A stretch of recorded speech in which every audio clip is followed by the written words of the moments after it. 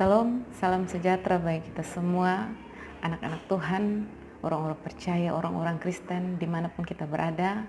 Kiranya penyertaan, perlindungan, serta pemeliharaan Tuhan yang ajaib terus berada bersama-sama dengan kita, sekalipun di masa pandemi COVID-19 ini. Saudaraku, di masa pandemi COVID-19 ini, ada satu kebijakan pemerintah yang menimbulkan pro dan kontra di kalangan orang-orang percaya. Kebijakan itu adalah bergereja atau beribadah di rumah masing-masing.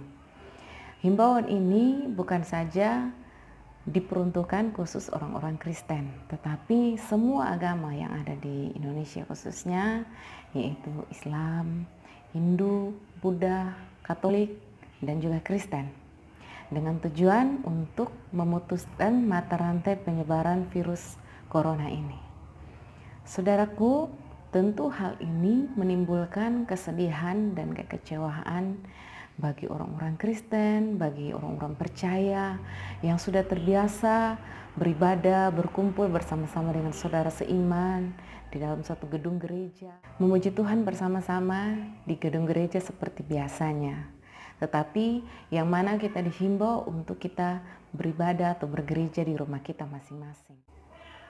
Ada orang-orang percaya, ada orang-orang Kristen yang setuju dan mendukung dengan kebijakan pemerintah ini, tetapi kita melihat tidak sedikit juga yang merasa sedih, kecewa, dan gelisah dengan himbauan yang disampaikan oleh pemerintah ini. Bergereja atau beribadah di rumah mungkin adalah hal yang baru bagi kita semua.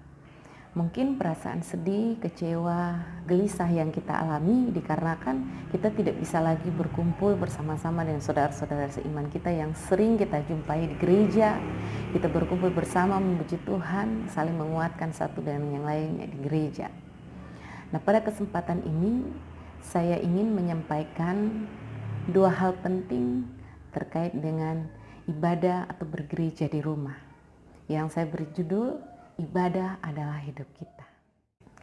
Saya akan membaca satu ayat bagi kita semua, yaitu dalam Matius 18 ayat yang ke-20.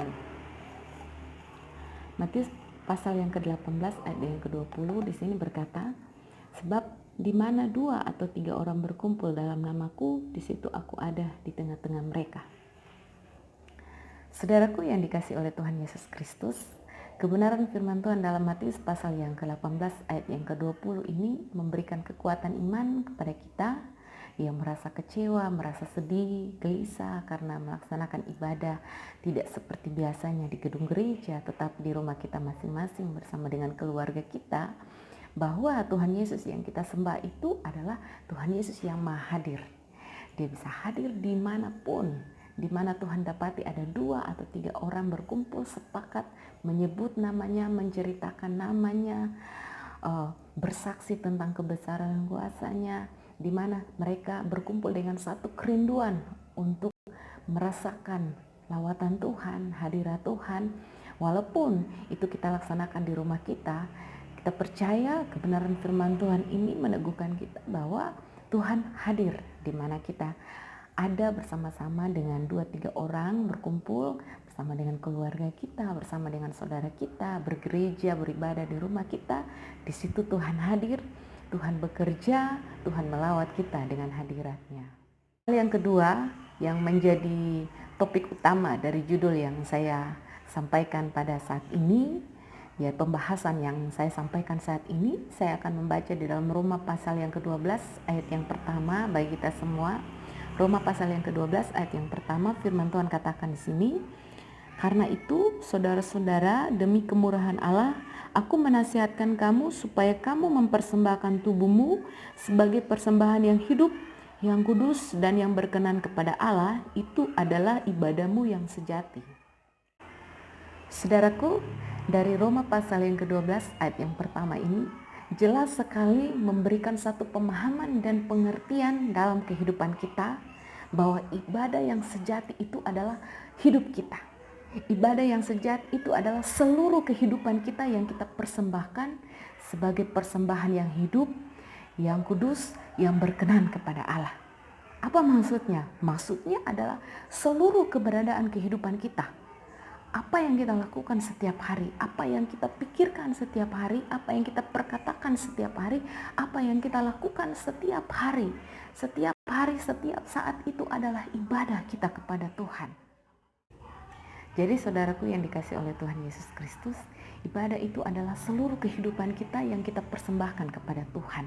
Di dalamnya ada pikiran kita, ada perkataan kita, ada perbuatan kita setiap hari yang kita tunjukkan kepada Tuhan sebagai kita persembahkan kepada Tuhan sebagai ibadah menyenangkan hati Tuhan. Jadi apa yang kita pikirkan, apa yang kita ucapkan, apa yang kita lakukan setiap hari itu harus bisa dinikmati oleh Tuhan sebagai persembahan yang hidup, yang kudus, dan yang berkenan kepada Tuhan. Saudaraku yang dikasih oleh Tuhan Yesus Kristus, ibadah bukan hanya di dalam suatu gedung gereja atau di dalam suatu gedung tertentu atau dalam satu momentum tertentu atau di dalam suatu liturgi yang sudah tertata dengan baik, di dalam suatu jadwal-jadwal yang sudah disusun, diatur dengan baik. Tapi ibadah adalah setiap hari keberadaan kehidupan kita yang dinikmati oleh Tuhan, yang menjadi berkat bagi sesama yang melihat kita.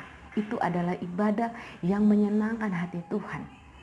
Jadi saudaraku yang dikasih oleh Tuhan Yesus Kristus, kalau kita memahami dua hal ini yang saya sampaikan, yang pertama yang tadi dalam Matius pasal yang ke-18 ayat yang ke-20 bahwa ketika Tuhan dapati ada 2-3 orang berkumpul dan menyebut namanya, di situ dia hadir dan bekerja, dia hadir dan melawat, dia hadir ada di tengah-tengah umat-umatnya yang bersekutu dengan penuh kerinduan untuk menikmati hadiratnya, menikmati lawatannya.